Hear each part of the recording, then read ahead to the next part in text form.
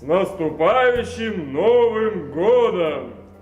А могут ли маленькие ребятишки, мальчишки и девчонки также претендовать на участие в программе о Дальневосточном гектаре?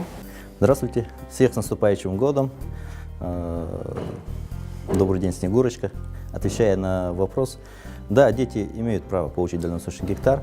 Для этого родители могут совместно со своей заявкой подать включительно на коллективную заявку и с детьми подавать заявление. Плюс на каждого ребенка по 1 гектару. Просто надо будет дополнительный документ, не дополнительный, а предусмотренный документ, это свидетельство о рождении детей. И если свыше 14 лет дети, то паспорта.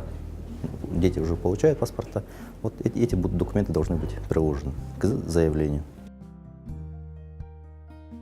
А с какого ли числа я могу оформить дальневосточный гектар на других землях, кроме Якутии? Да-да-да, я хочу кататься на оленях на Камчатке. Дед Мороз, с 1 февраля 2017 года можно получать земельные участки по всему Дальнему Востоку. Это может быть жители нашей республики получить в Хабаровске, Сахалине, в Чукотке, а также любой гражданин Российской Федерации может иметь такие равные права получить земельный участок на Дальнем Востоке. А может ли мой дедушка оставить мне дальневосточный гектар по завещанию? Да-да-да, ведь я уже очень старый. Уважаемая Снегурочка, в соответствии с данным законом все действия по наследованию также будут относиться в соответствии с действующим законодательством в области Гражданского кодекса. То есть можно будет по наследованию, по завещанию оформить и пользоваться земельным участком.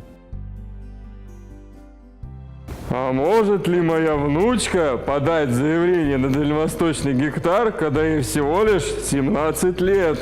Да-да-да, я очень хочу. Дед Мороз может подать внученька заявление, даже если ей 17 лет, но для этого нужно будет, чтобы заявление подавал законный представитель и прикладывал все соответствующие документы. Но в ФИСе такой возможности нет, поэтому придется на бумажном носителе подать такое заявление. А могу ли я подарить свой дальневосточный гектар своим друзьям из Лапландии? Да-да-да, внученька, это очень хороший вопрос.